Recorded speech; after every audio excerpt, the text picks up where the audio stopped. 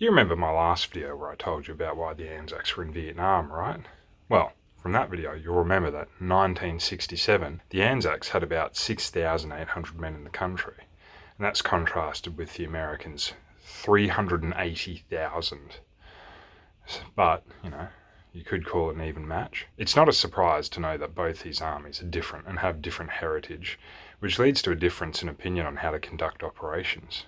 America is a monstrous machine once it gets moving, and it has a near endless capacity to replace material and personnel losses. Australia is far smaller and doesn't have the same manufacturing base or population base, meaning they have to buy everything that they used, and there's generally no refunds if you get it lost in warfare. Australia, being a crown colony, was always following the UK around, although we would change that up and switch to following America around pretty quickly. They ended up learning a lot about anti-guerrilla operations with the UK, and they were sent out to both the Malayan Emergency and Borneo. This allowed them to sharpen their jungle fieldcraft skills and learn how to properly conduct minimally supported small unit tactics in a jungle location. But if you hear someone saying that means we had the magic key to winning this war, you'd be wrong. There's a lot of reasons why all these wars were different, even just on the scale of fighting, so don't fall for that rumour. For all those reasons, the Yanks were amenable to giving the Aussies their own tactical area of responsibility in Phuoc Tuy. Enter one ATF base. Now, we're the new kids on the block, but this is prison rules, so we need to size these people up before we get cut down to size ourselves. But before we do this, however, we'll need a quick word from my definitions list. We need to get some unit terminology out of the way so we can describe the fighters in play. You'll find out unit misidentification has caused a lot of grief in this war, and you'll have people calling the PAVN the Viet Cong, and that's like calling the US military the National Guard. And I've seen them execute people in Texas for that, so, let's avoid that. Firstly, NVA, North Vietnamese Army. It's a catch-all term for any communist forces, but generally, think soldier when you hear this. It's a safe term, but it's a big enough umbrella to fit all of North Vietnam under it. Next, everyone's favourite, the VC, Viet Cong. Now, this term actually comes from Viet Nam Cong San, which is Vietnamese for Vietnamese communist, shockingly.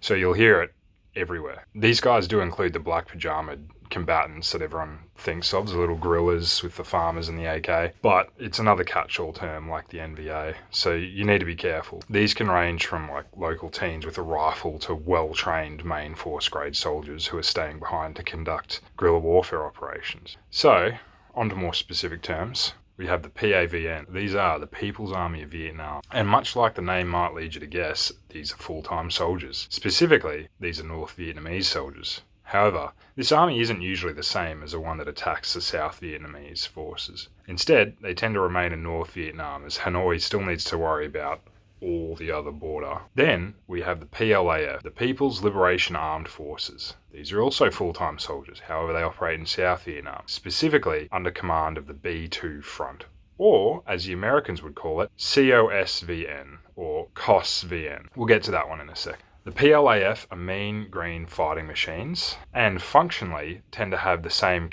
capabilities of the PAVN. Take note of the green part. These are the type of force that don't wear the black pajamas. Although the pajamas are a misnomer. They're more like working clothes. Imagine getting shot at for wearing a flannel because it made you look government.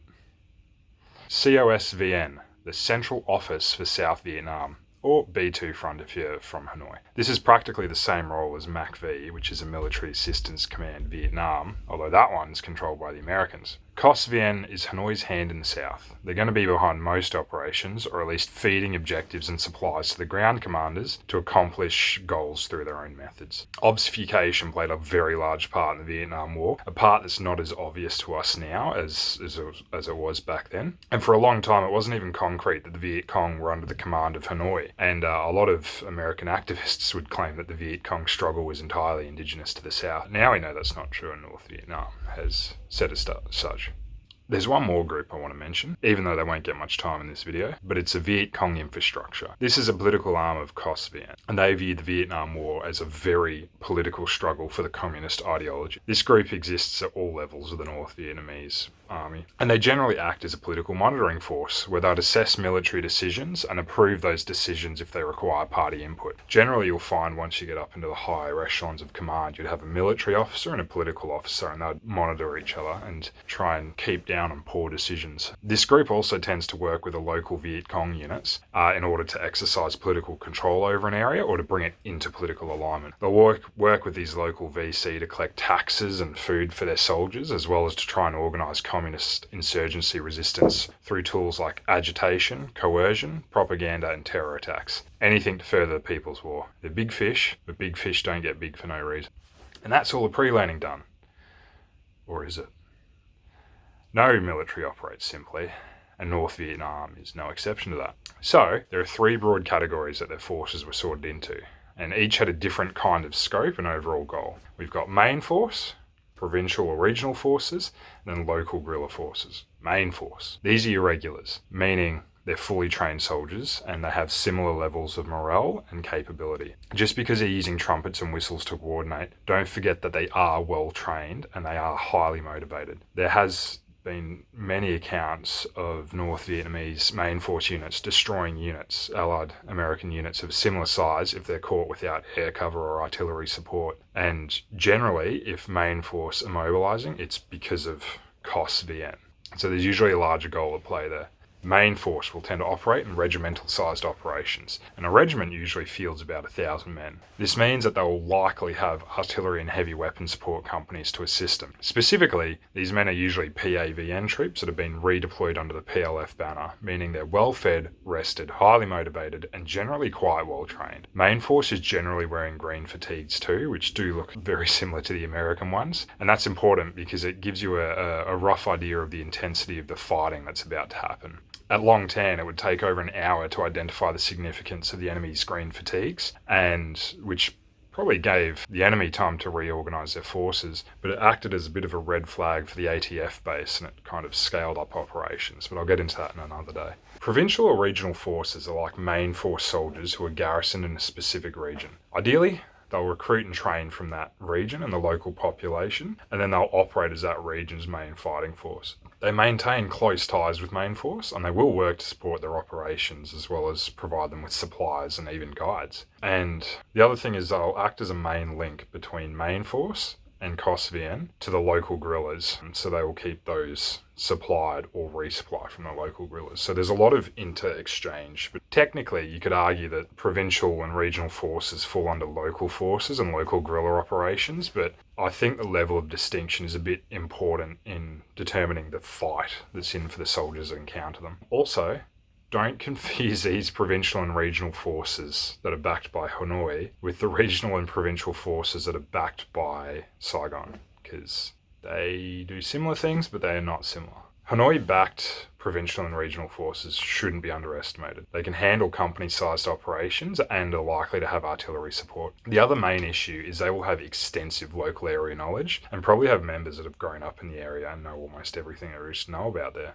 It also means they'll likely have family in the local villages, which will allow them to resupply and draw motivation from to continue their fight. The other tactic for provincial forces is they will generally survive off a myriad of stockpiles scattered through the region, which are providing weapon stores and food caches for them. This means that after an operation, they can just melt into the jungle and disappear and take a bit of time before they regroup, so they're less vulnerable to counterattacks and counter operations. Lastly, but not leastly, is the local guerrilla. These forces are generally the black pajamaed Viet Cong, and these forces do generally get their guidance from provincial forces, like I mentioned before.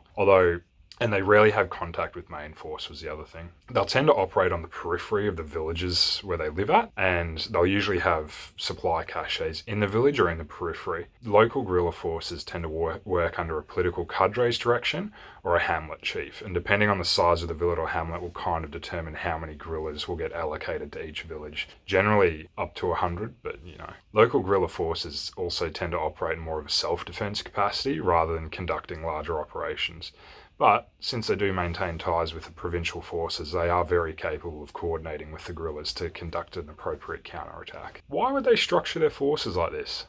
Well, to take words from the horse's mouth, General Tran Van Tra, which is one of the really quite high-ranking B2 front generals, said in 1990 that the plan wasn't to defeat the US Army completely.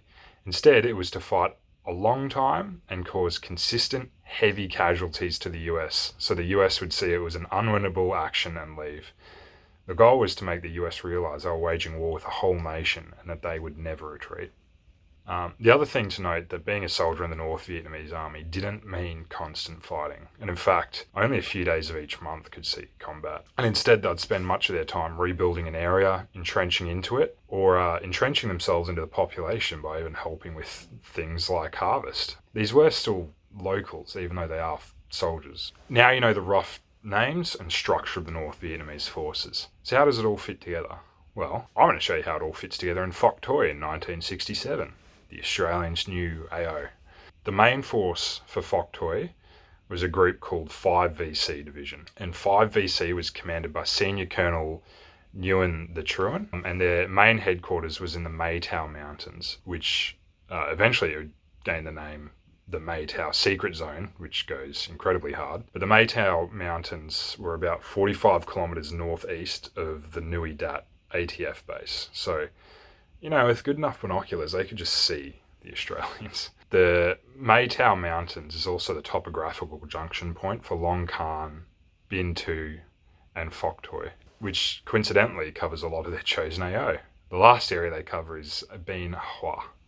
5VC was created by Cos Vien in August 1965, and its main role was to act as the eastern arm of a three-pronged campaign against Saigon. However, their main goal was to isolate the provinces by interdicting the main highways and cutting them off. The Australian intelligence assessment of 5VC in 1967 were that they were capable of launching a regimental-sized harassing raid against the one ATF base in Nui Dat, while also holding a second regiment in reserve for ambushes, decoys, and supporting tasks.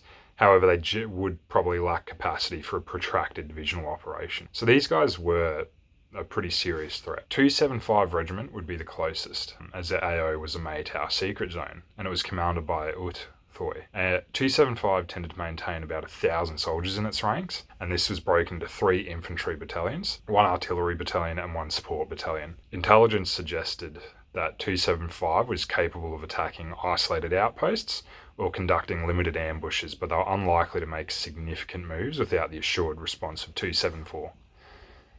274 Regiment. They defined their AO as the Hat Ditch area, and they were commanded by Li Hai Fong. 274 maintained a strength of around 2,000 men. Specifically, 1,800 of them were soldiers. The rest were support or command personnel. 274 also maintained 3 infantry battalions, 1 artillery battalion, and 1 support battalion. Now, each infantry battalion was made up of 3 infantry companies and a combat support company. Australian intelligence in 1967 pegged 274 troops to be of a stronger and better trained standard than 275. They also assessed them as being very capable of inflicting a heavy mauling on forces up to a battalion in strength. Okay, provincial forces time. The D445 Provincial Mobile Battalion, or Ba Rai Battalion, operated in Phuoc Tuy, obviously, but they recruited from Dat Dao, Long Dinh, and Hoa Long. It was generally made up of about 300 to 350 men, and they organised that into 3 rifle companies and 1 heavy weapons company. It was known that the heavy weapons company had access to several mortars of the 81 and 60mm variety,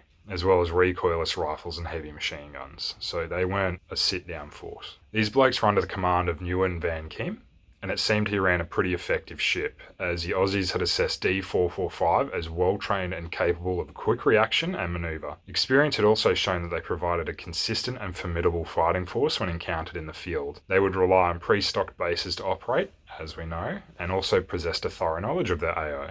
Intelligence reports indicate that effective patrolling and raiding of stashes would force D445 to become more reliant on local villages, and it's also important to note that this makes D445 more vulnerable to psychological operations, as they likely had family in the local area. Psychological operations are not something nefarious like torture or reprisal attacks on the local villages, by the way. They mean it in the sense of cordon and police patrolling operations. This would help them seize caches or arrest identified or reported Viet Cong members and hand them over to the ARVN troops. This is important because D445 was known to have a civil affairs committee which would strengthen their grip in the region through the local guerrillas, and Australia's wanted to remove those claws from the villages. There was also a D440 unit, which was assembled by Cos Vien in 1968, but by the end of 1970 they were disbanded and folded back into D445, so don't know what happened there. Now, the local guerrilla forces are, by nature, on the smaller end of things. The larger groups could number up to 100 men, but the 4 units that operated in the area were under that strength. Chan Duk had C-20 and C-21, which numbered around 70 guerrillas total. Long Dat had C-25, which held around 50 men. Zuan Mok had C-23, which numbered around 30 men. These units held a mix of part and full-time members, and they acted more as a militia or self-defense force rather than a standing military. As I said before, these guys would generally work under a hamlet chief or a political cadre. Hopefully this video has been rather useful to you and you know a little bit better about what the Australians were dealing with. I'm hopefully going to fold it into a later video. If you want to see my references, they're in the comments below. Thanks.